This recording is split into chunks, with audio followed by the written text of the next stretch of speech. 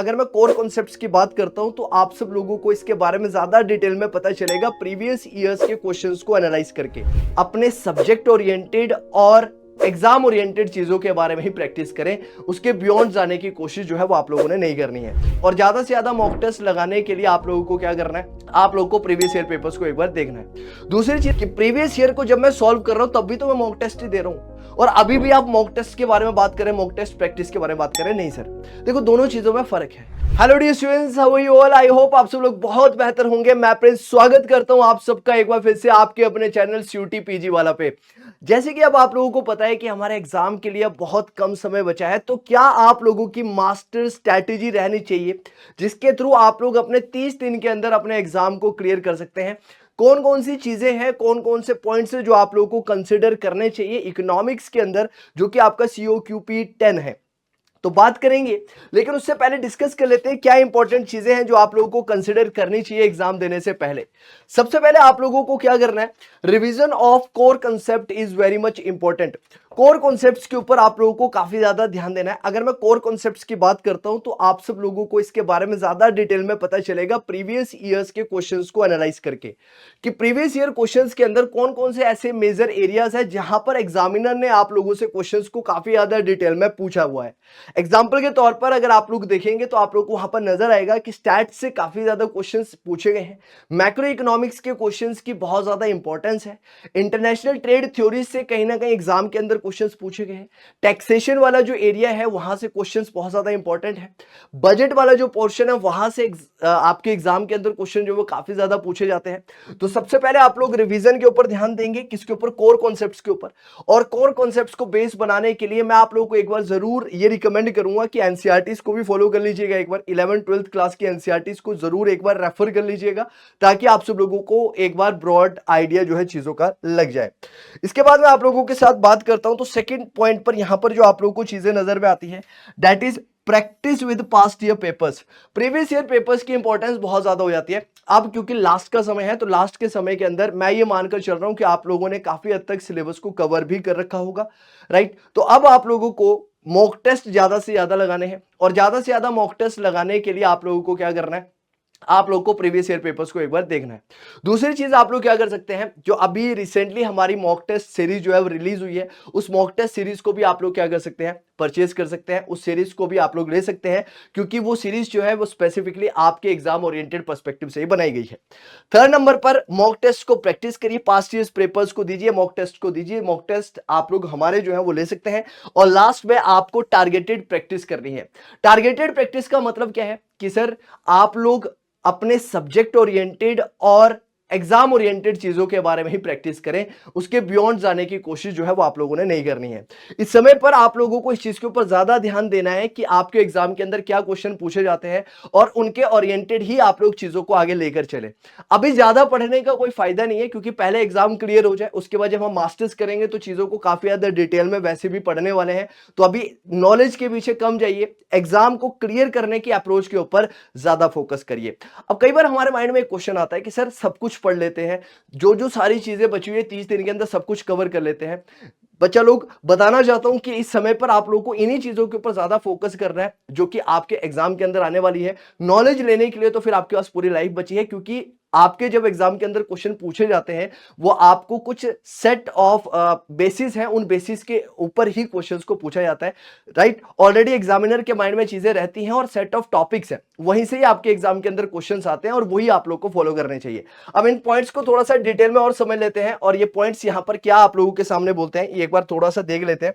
तो सबसे पहले अगर मैं आप लोगों के सामने यहाँ पर डिस्कशन करता हूं तो कोर कॉन्सेप्ट्स के ऊपर रिवीजन करिए। कोर कॉन्सेप्ट्स का मतलब क्या है कि यहां पर आप लोग को इंपॉर्टेंट टॉपिक्स को एनसीईआरटी प्लस आप लोगों की जो स्टैंडर्ड बुक्स है वहां से कवर करना है, राइट। खासकर अगर बात करते हैं तो 11th और 12th की एनसीईआरटी जो है वो आप लोगों के लिए बेस की तरह काम करती हैं। इसके साथ साथ में आप लोगों को स्टैंडर्ड बुक्स को भी फॉलो करना है, और उन स्टैंडर्ड बुक्स के बारे में मैंने काफी ज्यादा डिटेल में ऑलरेडी चैनल के ऊपर वीडियो डाल के बताया हुआ कि कौन सी बुक्स जो है वो आप लोग रेफर कर सकते हैं। लेकिन उन सारी बुक्स के अंदर भी आपको कौन से टॉपिक्स को काफी ज्यादा डिटेल में डिस्कस करना है वो थोड़ा सा इंपॉर्टेंट हो जाता है। यहां पर आप लोगों को micro economics, macro economics, Indian economic development, ये जो तीनों टॉपिक्स है इन तीनों टॉपिक्स जब आप लोग कवर करेंगे तो आपका एक बेस जो है वो कहीं ना कहीं तैयार हो जाएगा। तो उस बेस को तैयार करने के लिए आप इनको एक बार गो थ्रू कर लीजिएगा सारी की सारी किताबों को।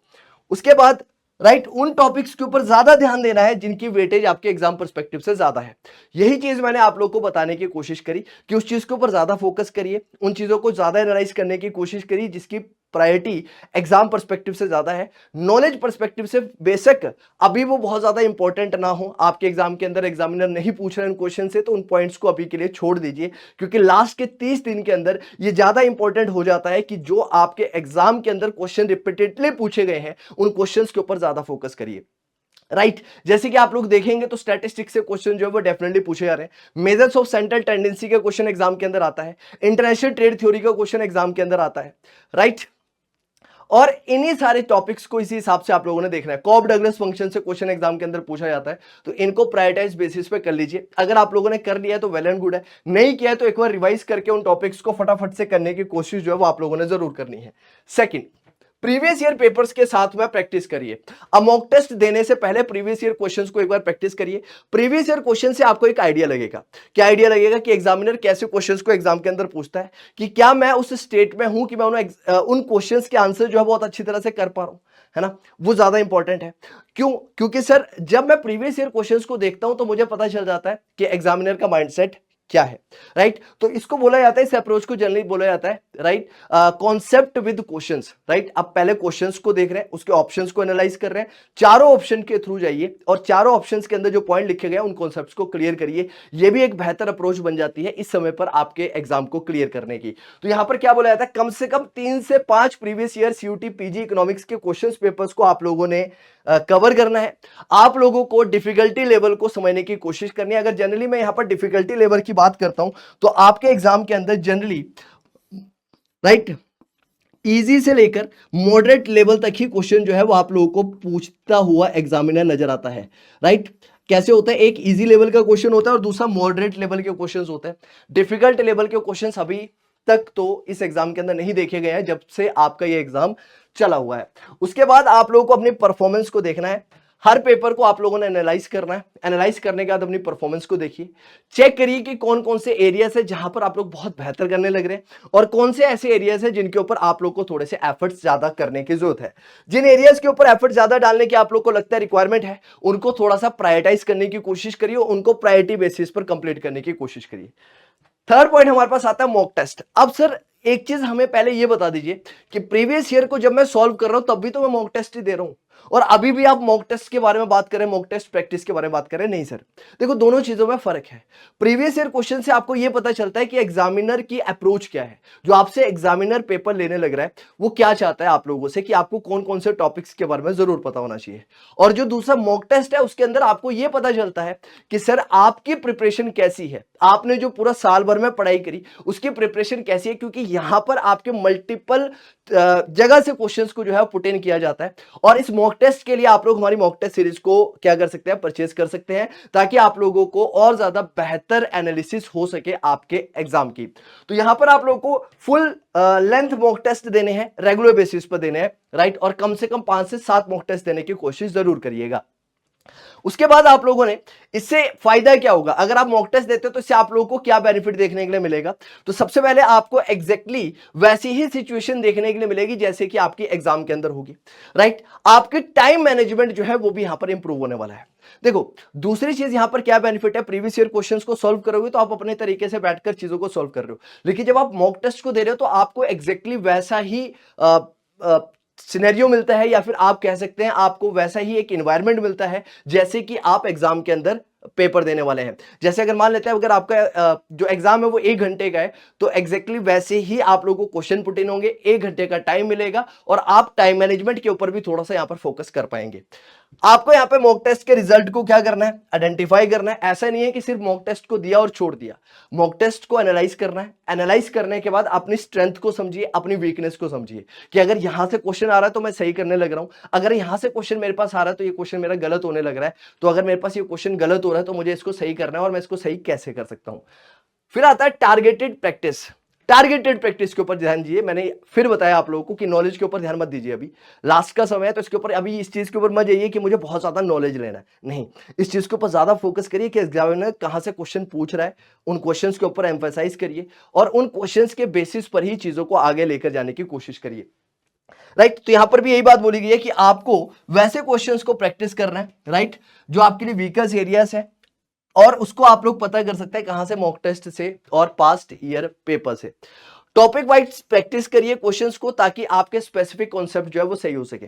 टॉपिक वाइज चीजों को प्रायोरिटाइज करिए और प्रायोरिटाइज करने के बाद चीजों को सही करने की कोशिश करिए और बिलीव करिएगा मेरी इस बात का कि आप लोग को डेफिनेटली पॉजिटिव रिजल्ट जो है वो आते हुए यहां पर नजर आने वाले हैं। राइट, नेक्स्ट पॉइंट आपके पास यहां पर क्या है, इंपॉर्टेंट पॉइंट्स टू रिमेंबर, क्या क्या चीजें आप लोग को यहां पर ध्यान में रखनी है। तो ये तो सारी चीजें हो गई कि आप लोग कैसे 30 दिन के अंदर अच्छा स्कोर कर सकते हैं, लेकिन क्या ऐसी चीजें हैं जो आप लोग को जरूर कंसिडर करनी चाहिए।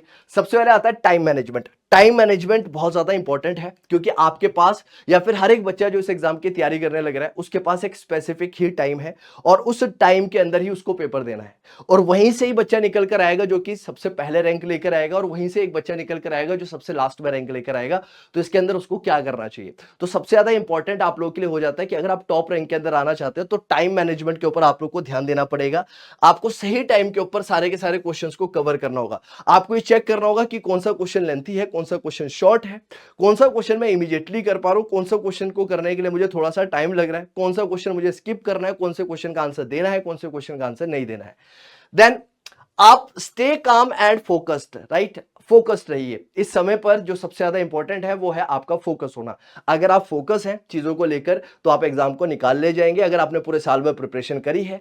और साथ ही साथ में मैं भी आप लोग की काफी ज्यादा मदद करने लग रहा हूं एग्जाम को क्लियर करने के लिए क्लासेस के थ्रू, तो उन क्लासेस को भी आप लोग डेफिनेटली ज्वाइन कर सकते हैं। राइट, नए टॉपिक्स को लास्ट फ्यू डेज के अंदर कवर करने की कोशिश मत करिए। अब कुछ टॉपिक्स कई बच्चे बोलेंगे कि सर ये वाला पोर्शन नहीं हुआ हमारा, तो मैं तो ये रिकमेंड बिल्कुल नहीं करूंगा कि यार अभी जाकर उस पोर्शन को कंप्लीट करिए। अभी स्किप करिए चीजों को, जो नहीं किया है उसको छोड़ दीजिए, लेकिन जो किया है वहां से क्वेश्चन गलत नहीं होने चाहिए, जरूरी है। Then seek guidance, right, experience teachers को ज्वाइन करिए, है ना, और ज्वाइन करके पढ़िए, यानी कि मेरे साथ पढ़ सकते हो आप लोग। और मेरे साथ जो क्लासेस ऑलरेडी डेली बेसिस पर आ ही रही है आप लोगों के साथ, वाईटी के ऊपर फ्री सेशंस आ रहे हैं, उन सेशंस को करिए। आगे चलकर आपके लिए क्वेश्चंस के लिए भी सेशंस हमारे द्वारा लेकर आए जाएंगे, उनको कवर करने की कोशिश करिए। लास्ट में review important formulas and graph. अच्छा, ये सबसे ज्यादा इंपॉर्टेंट हो जाता है, जैसे कि मान लेते हैं कोई फॉर्मूला है और वो बहुत ज्यादा इंपॉर्टेंट हो जाता है, राइट, तो उस फॉर्मूले को क्या करिए, एक शीट बना लीजिए, उस शीट के ऊपर लिख दीजिए फॉर्मूला शीट, और उसके ऊपर डेफिनेटली जो इंपॉर्टेंट फॉर्मूलाज हैं उनको छोटे छोटे फॉर्म्स में, छोटे छोटे फॉन्ट्स में लिखते चले जाइए, ताकि आप सब लोगों के लिए यहाँ पर लास्ट टाइम पर रिवीजन करते टाइम पर ज्यादा दिक्कत आप लोग को यहाँ पर नजर ना आए। रेगुलरली रिवाइज करिए फॉर्मूलाज को, ग्राफ को, ताकि आप लोग की अंडरस्टैंडिंग जो है वो बेहतर यहाँ पर आप लोग को देखने के लिए मिलती रहे। राइट, तो ये सारी की सारी चीजें हैं और इन चीजों को आप डेफिनेटली अगर फॉलो करते हैं लास्ट के 30 दिनों के अंदर, तो आप इस चीज का बिलीव करिए कि आप सब लोग बहुत अच्छा कर पाएंगे अपने एग्जाम के अंदर और आप लोग डेफिनेटली बहुत अच्छा स्कोर कर पाओगे अपने एग्जाम के अंदर। तो इन चीजों को आप लोगों ने जरूर फॉलो करना है और आप फॉलो करेंगे तो आप लोग मुझे डेफिनेटली जरूर बताएंगे आगे चलकर कि सर हमारा एग्जाम के अंदर बहुत अच्छा स्कोर आया, हमने बहुत अच्छी तरह से इस एग्जाम को दिया और हमारे मार्क्स जो है वो काफी अच्छे इसके अंदर आप लोगों को आते हुए नजर आएंगे। तो इन चीजों के ऊपर आप लोगों ने फोकस करना है।